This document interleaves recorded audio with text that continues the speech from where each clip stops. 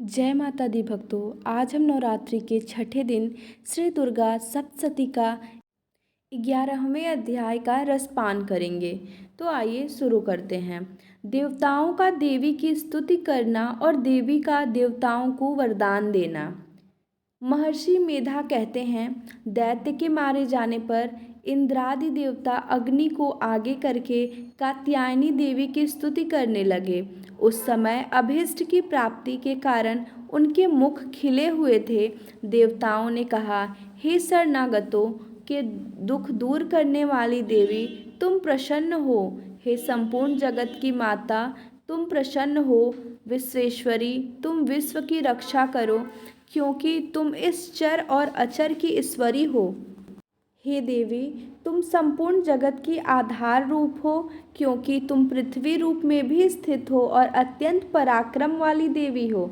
तुम विष्णु की शक्ति हो और विश्व की बीज पर माया हो, और तुमने ही इस संपूर्ण जगत को मोहित कर रखा है। तुम्हारे प्रसन्न होने पर ही यह पृथ्वी मोक्ष को प्राप्त होती है। हे देवी, संपूर्ण विद्याएं तुम्हारे ही भिन्न भिन्न स्वरूप हैं। इस जगत में जितनी स्त्रियां हैं वह सब तुम्हारी ही मूर्तियां हैं। एकमात्र तुमने ही इस जगत को व्याप्त कर रखा है। तुम्हारी स्तुति किस प्रकार हो सकती है, क्योंकि तुम परम बुद्धि रूप हो और संपूर्ण प्राणी रूप स्वर्ग और मुक्ति देने वाली हो। अतः इस रूप में तुम्हारी स्तुति की गई है। तुम्हारी स्तुति के लिए इससे बढ़कर और क्या युक्तियाँ हो सकती हैं। संपूर्ण जनों के हृदय में बुद्धि रूप होकर निवास करने वाली, स्वर्ग तथा मोक्ष प्रदान करने वाली, हे नारायणी देवी, तुमको नमस्कार है। कला काष्ठा आदि रूप से अवस्थाओं को परिवर्तन की ओर ले जाने वाली तथा प्राणियों का अंत करने वाली नारायणी, तुमको नमस्कार है। हे नारायणी, संपूर्ण मंगलों के मंगल रूप वाली, हे शिवे, हे संपूर्ण प्रयोजनों को सिद्ध करने वाली, हे शरणागत वत्सला, तीन नेत्रों वाली गौरी, तुमको नमस्कार है। सृष्टि, स्थिति तथा संहार की शक्तिभूता सनातनी देवी, गुणों का आधार तथा सर्व सुखमयी नारायणी, तुमको नमस्कार है। हे शरण में आए हुए शरणागतों, दीन दुखियों की रक्षा में तत्पर, संपूर्ण पीड़ाओं को हरने वाली, हे नारायणी, तुमको नमस्कार है।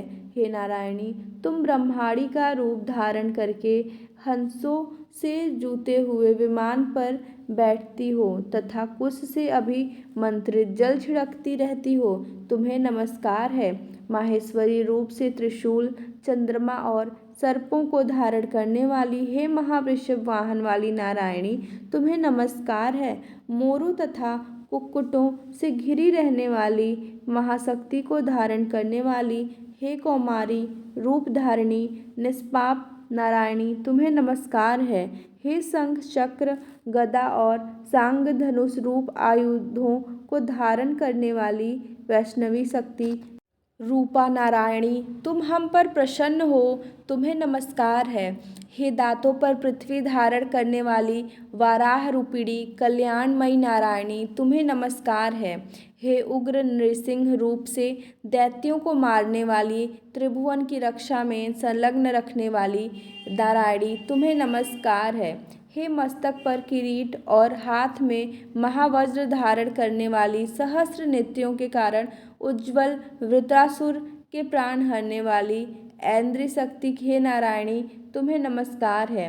हे शिवदूती स्वरूप से दैत्यों के महामत को नष्ट करने वाली, हे घोर रूप वाली, हे महाशब्द वाली, हे नारायणी, तुम्हें नमस्कार है। दाढ़ों के कारण विकराल मुख वाली, मुंडमाला से विभूषित मुंड मर्दिनी चामुंडा रूपा नारायणी, तुम्हें नमस्कार है। हे लक्ष्मी, लज्जा, महाविद्या, श्रद्धा, पुष्टि, स्वधा, ध्रुवा, महारात्रि तथा महाविद्या रूपा नारायणी, तुमको नमस्कार है। हे मेधा सरस्वती, सर्वोत्कृष्ट ऐश्वर्य रूपिणी पार्वती महाकाली, नियंता तथा इस रूपिणी नारायणी, तुम्हें नमस्कार है। हे सर्वस्वरूप सर्वेश्वरी सर्वशक्ति युक्त देवी, हमारी भय से रक्षा करो, तुम्हें नमस्कार है। हे कात्यायनी, तीनों नेत्रों से भूषित तया तेरा सौम्य मुख सब तरह से डरों से हमारी रक्षा करे। तुम्हें नमस्कार है हे भद्रकाली, ज्वालाओं के समान भयंकर, अति उग्र एवं संपूर्ण असुरों को नष्ट करने वाला तुम्हारा त्रिशूल हमें भयों से बचावे। तुमको नमस्कार है हे देवी, जो अपने शब्द से इस जगत को पूरित करके दैत्यों के तेज को नष्ट करता है। वह आपका घंटा इस प्रकार हमारी रक्षा करे जैसे कि माता अपने पुत्रों की रक्षा करती हैं। हे चंडिके, असुरों के रक्त और चर्बी से चर्चित जो आपकी तलवार है वह हमारा मंगल करे।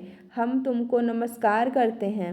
हे देवी, तुम जब प्रसन्न हो तो संपूर्ण रोगों को नष्ट कर देती हो, और जब रुष्ट हो जाती हो तो संपूर्ण वांछित कामनाओं को नष्ट कर देती हो। और जो मनुष्य तुम्हारी शरण में जाते हैं उन पर कभी विपत्ति नहीं आती, बल्कि तुम्हारी शरण में गए हुए मनुष्य दूसरों को आश्रय देने योग्य हो जाते हैं। अनेक रूपों से बहुत प्रकार की मूर्तियां को धारण करके इन धर्मद्रोही असुरों को तुमने संहार किया है। वह तुम्हारे सिवा और कौन कर सकता था। चतुर्दश विद्याएं, 60 शास्त्र और चारों वेद तुम्हारे ही प्रकाश से प्रकाशित हैं, उनमें तुम्हारा ही वर्णन है। और जहाँ राक्षस विषैले सर्प शत्रुगण हैं, वहाँ और समुद्र के बीच में भी तुम साथ रहकर इस विश्व की रक्षा करती हो। हे विश्वेश्वरी, तुम विश्व का पालन करने वाली विश्व रूपा हो, इसलिए संपूर्ण विश्व को धारण करती हो। इसलिए ब्रह्मा विष्णु महेश की भी वंदनीय हो, जो भक्ति पूर्वक तुमको नमस्कार करते हैं। वह विश्व को आश्रय देने वाले बन जाते हैं। हे देवी, तुम प्रसन्न हो और असुरों को मारकर जिस प्रकार हमारी रक्षा की है, ऐसे ही हमारे शत्रुओं से सदा हमारी रक्षा करती रहो। संपूर्ण जगत के पाप नष्ट कर दो और पापों तथा उनके फल स्वरूप होने वाली महामारी आदि बड़े बड़े उपद्रवों को शीघ्र ही दूर कर दो। विश्व की पीड़ा को हरने वाली देवी, शरण में पड़े हुए पर प्रसन्न हो। त्रिलोक निवासियों की पूजनीय परमेश्वरी, हम लोगों को वरदान दो। देवी ने कहा, हे देवताओं, मैं तुमको वर देने के लिए तैयार हूँ। आपकी जैसी इच्छा हो वैसा वर मांग लो, मैं तुमको वर दूंगी। देवताओं ने कहा, हे सर्वेश्वरी, त्रिलोकी के निवासियों की समस्त पीड़ाओं को तुम इसी प्रकार हरती रहो और हमारे शत्रुओं को इस प्रकार नष्ट करती रहो। देवी ने कहा, वैवस्वत मनवंतर के 28वें युग में 2 और महाअसुर शुंभ और निशुंभ उत्पन्न होंगे। उस समय मैं नंद गोप के घर से यशोदा के गर्भ से उत्पन्न होकर विंध्याचल पर्वत पर शुंभ और निशुंभ का संहार करूंगी।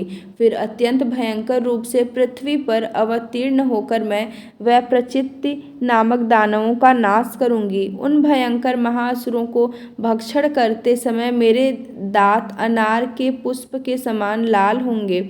इसके पश्चात स्वर्ग में देवता और पृथ्वी पर मनुष्य मेरी स्तुति करते हुए मुझे रक्त दंतिका कहेंगे। फिर जब मैं 100 वर्षों तक वर्षा न होगी तो मैं ऋषियों की स्तुति करने पर आयोजित नाम से प्रकट होऊंगी और अपने 100 नेत्रों से ऋषियों की ओर देखूंगी। अतः मनुष्य शताक्षी नाम से मेरा कीर्तन करेंगे।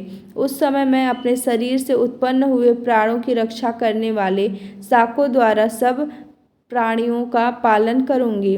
तब इस पृथ्वी पर शाकंभरी के नाम से विख्यात होंगी और इसी अवतार में मैं दुर्ग नामक महाअसुर का वध करूंगी और इससे मैं दुर्गा देवी के नाम से प्रसिद्ध होंगी।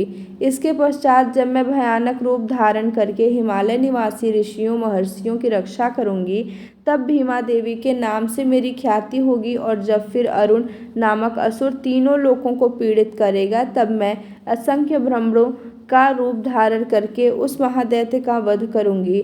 तब स्वर्ग में देवता और मृत्युलोक में मनुष्यों मेरी स्तुति करते हुए मुझे भ्रामरी नाम से पुकारेंगे। इस प्रकार जब जब पृथ्वी राक्षसों से पीड़ित होगी, तब तब मैं अवतरित होकर शत्रुओं का नाश करूंगी। इस प्रकार से श्री दुर्गा सप्तशती का 11वां अध्याय समाप्त होता है। जय माता दी।